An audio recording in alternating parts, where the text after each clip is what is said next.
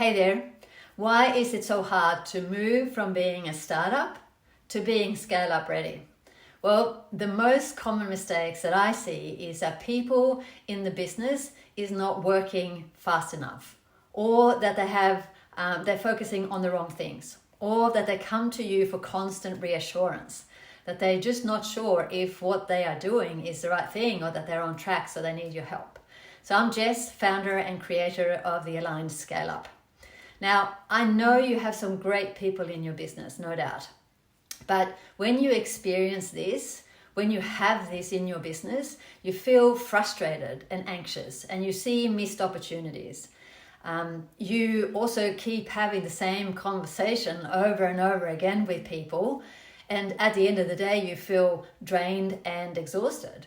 So in all of that, you're probably standing there going, why is this happening? Well, what's going on here?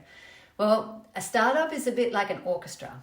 Now, in an orchestra, you need the conductor, you need a beautiful piece of music, and you need musicians. But you actually need more than that.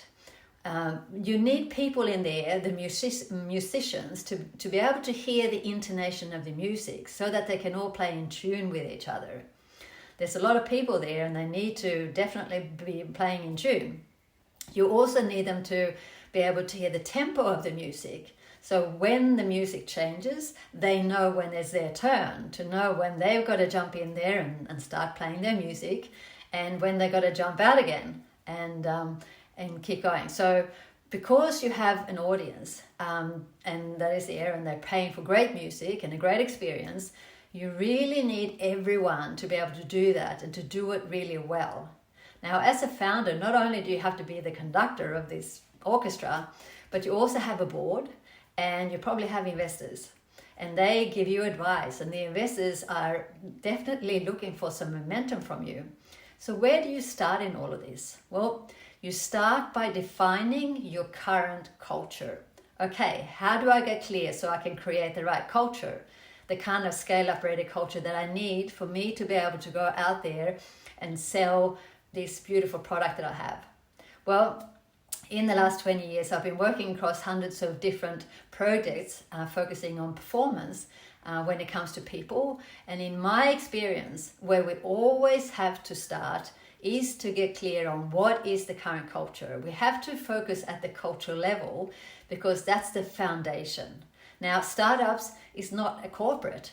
We're in a corporate, you need to have frameworks and processes and all of those things are in place because it's a big ship and you've got to move that forward. We're not a medium-sized business either, because in a medium-sized business, there's usually some clear processes in place that people are following, and it's just a different beast. A startup really needs to have the flex to be okay with it being messy. It needs to have that flexibility. So typically in a startup, you have less than 20 people. You're not consistently cash positive. It's led by a founder who lives for solving this specific and real problem. A team that is tight-knit. And you do have a great team. Typically the team has above norm skills and they're very good at what they do, or they have real aptitude for the job that they're doing, so that when they're working really hard at getting better at what they're doing. And then you have you as a founder. You're good with people, but at the moment perhaps feeling a little bit out of your depth because there are just so many people to organize, right? Now, you have this passion project and you found this problem and you want to solve it, but you need to nurture it to help it become the beautiful product that it can be. It's a bit like a caterpillar, and you have to help it evolve. You have to make sure that it's in the right environment for the cocoon to be created, and so that it turns into this beautiful butterfly. But you probably now realize that to get that one butterfly, you also need to nurture another 20 caterpillars for it to actually happen. So what do? Well, first step of this is to gain clarity on your current culture. Now, people say to me, how do you do that? It's so nebulous. It's like this intangible thing. Like, how do you define culture? Now, culture is not nebulous at all. In fact, some founders say to me, I have a great culture. And I say, great. So tell me, what is the culture? And they're not actually able to clearly define what it is. Now, I've got some great news for you, because culture is very measurable. Because culture happens, and I want you to listen here, it happens in the interaction between people. It's how you and your people show up in the morning when you get into the office. What do? Do you know? Do you go around and say hi to everyone? And do you have a real proper conversation with people? Or do people just say a quick hello and go and sit down? How involved are people when you're in meetings? Is it a robust discussion and everyone's getting in there and discussing it? Or is it that people just try to please other people? Do they just follow along? And how much focus can you see in your business in the day? Can you see that people are focused? What's the energy like? Is it energetic or is it flat? Do people speak up or do they want to please other people? Are people focused on what they're doing, or are there lots of random conversations? Now, none of this is bad. None of this is bad at all. It's just a matter of defining how much of it you see. What's the balance? That's what we want to know. So you're probably thinking, if I can observe my culture, if I can actually look at what people are doing to define culture, then okay, I'm going to do that. But this is where most founders go wrong. To define a culture, it's got nothing to do with what you think. It's got everything to do with what your people think it is. Because it is in that interaction when you're not around, it's in that interaction that culture is created, nurtured, and maintained. So the first step that you need to take is to ask your people. You've got to get that information from them, not from yourself. Second step is to ask them to describe. Ask them to describe their experience. Okay, what is it like to work here? What do they love about working there? I love that question. What are they not happy with? And what are some things that really turn them off?